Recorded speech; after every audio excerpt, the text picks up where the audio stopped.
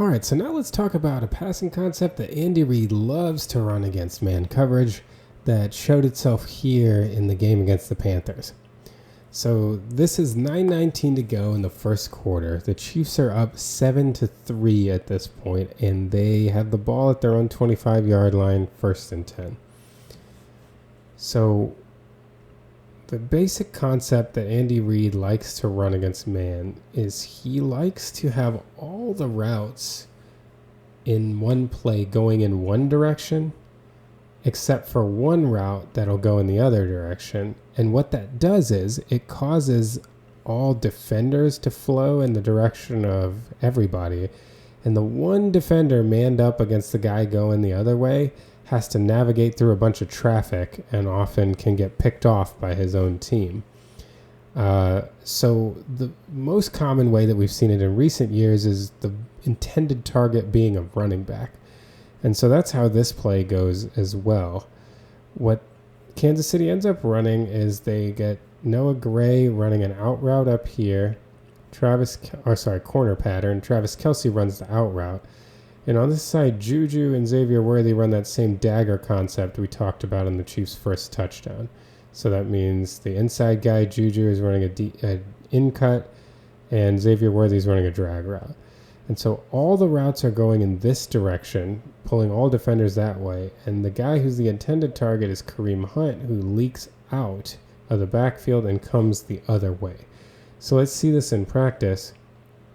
You see all the routes going that way and all the defenders going that way as well. And Hunt is coming this way.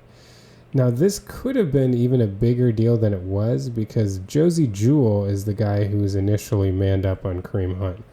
But if you notice here, as Hunt comes this way, 23 signals to Jewell, hey, you take my guy who's coming that way, I'll take your guy who's coming this way. So they switch responsibilities right there, and that allows 23, at least he's closer than what Jewell would have been if he had been continuing to sprint over here to try to stay with Hunt. Well, Mahomes gets the ball to Hunt here, and because everybody's gone on the other side, there's nobody down the field besides 23 who's trying to catch him. As Hunt comes around, 23 makes a great open field tackle here, just snagging his ankle. I will say Kareem Hunt throughout his career has been known to step out of tackles like this. And he's not as nimble as he was during his first stint in Kansas City. I think that Kareem Hunt might have still stepped out of this tackle, but he's still been doing a good job of it this year.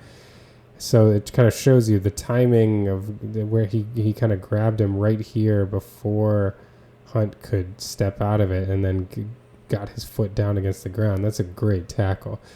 And to get Hunt down in that kind of tackle is especially difficult. But look at the green grass. If 23 hadn't made that tackle, or if they hadn't made the switch to get 23 instead of Josey Jewell, Hunt might have gotten another 10 yards. And if he made one man miss, he could have threatened to take this all the way. And now he doesn't really have that top end speed anymore that he used to have when he first came out of Toledo. So I don't know that there are many situations in which Hunt scores on this play. But at the very least, he gets another 10 yards or so. But it's a great concept from Andy Reid. And we can see it over here from this view.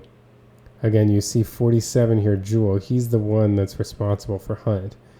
So as Hunt's coming over this way, this is when Jewell switches off with 23, and he takes Worthy. And 23 takes Hunt. And again, if Hunt was able to just get out of this tackle, there would have been a lot more yardage to have there. But like I said, this is a concept that Andy Reid has used a lot in the past. So let's look at some other prior instances of this concept to see some familiar plays that use the same idea that we saw in this play here against Carolina. So we're going to jump back to 2022, and this is week 13 of that season when the Chiefs played at Cincinnati. So let's look at this red zone snap. Remember when Jerick McKinnon was catching all those touchdowns down the stretch in the 2022 season? Well, Andy Reid definitely used that same concept we were talking about. This time he's got 3 receivers over here on the left, 2 tight ends, Travis Kelce and Noah Gray, and he's got Marquez Valdes-Scantling. And he's going to send all of them over toward the right side of the field. At the same time, he's going to send Jerick McKinnon over to the left, and his defender is going to have to contend with all of these guys coming over to this side of the field. So let's watch it. So you can see here's McKinnon's defender. Here's everybody coming across in his path. And McKinnon gets a nice release out to the left and scores an easy touchdown. The same concept that we saw to that pass to Hunt. Now let's see it again. Here's McKinnon going left. You can see his man right here. And at the same time, you see all these guys coming toward the right. Again, you need man coverage for this concept to work. So Andy specifically tries to call it in situations where he's anticipating man. And you get a touchdown there. We stay in 2022 and we go down to week 17 when the Chiefs were hosting the Broncos. The Chiefs are in the red zone and they actually run the same concept with the same personnel as from the Bengals game. They just flip the sides of the field. So they're going to have Gray, Kelsey, and Valdez-Scantling coming this way, and McKinnon's going to leak out that way. To make matters even worse for the Broncos, they are blitzing on this play and don't even have anyone accounting for McKinnon. So you can see as we run this play, Josie Jewell blitzes, and they end up sending a total of 6, actually. So who is their extra linebacker? Everybody's down on the line, so it's hard to tell if this is a linebacker as well. But they sent 6, so that means they've got 1, 2, 3, 4, 5 in coverage. And they have no person out there that's accounting for McKinnon at all, as you can see McKinnon releasing. Unless they were going to drop this guy in coverage. It's kind of hard to tell if he just saw what was happening and dropped. But McKinnon comes out, releases. Again, you got the same concept of all these guys bringing their men over to the other side of the field. And McKinnon gets escorted by Juju into the end zone. If you notice on this concept, I didn't bring it up on the Bengals one. The Bengals went Justin Watson, so it's not exactly the same personnel. But Justin Watson came over the same way as McKinnon. This time Juju does. But everybody else, the guys that started on their side, bring their men over. And here McKinnon leaks out, and Juju's able to stay between McKinnon and Surtain to allow him into the end zone. Same concept as that Kareem Hunt play, and it's been a favorite of Andy Reid's for years against man coverage to get easy touchdowns, often in the red zone, but can be used elsewhere in the field too, as we saw with the Kareem Hunt play. But let's go a little farther back just to show how long Andy Reid has been doing this in Kansas City. We're going to pull a play from way back. If you don't recognize this game looking at it, my advice would be don't worry about it. Don't think about it. Don't try to remind yourself what game it is. It's fine.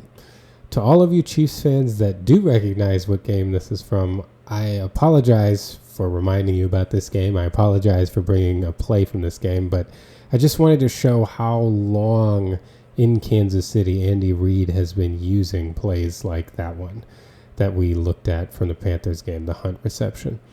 This, let's just say this is from the 2013 season, so it was a long time ago. In this play concept, the receivers on the left are Dwayne Bowe, Junior Hemingway, and the tight end Anthony Fasano.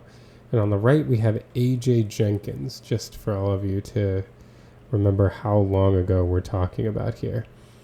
And so they run a similar concept, but instead of running the running back over, they run a similar idea with Fasano and Hemingway coming in, Dwayne Bowe going up the field to clear out against man, and then they run Ajay Jenkins underneath it all to try to, again, create interference so that he can have a free run and convert this 3rd and 7. So let's see it in action.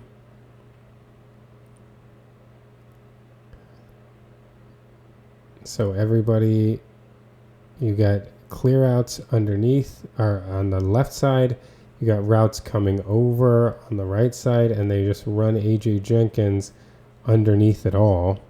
And Smith hits him on his way over, and he runs it around to get a long gain. It's almost like setting up your blocking, right, for a play, because I neglected to add at the beginning that Spencer Ware runs out over here, so he's also going to go straight downfield. So he goes downfield, Bo goes downfield, and they're set up ready to block once Jenkins catches his pass.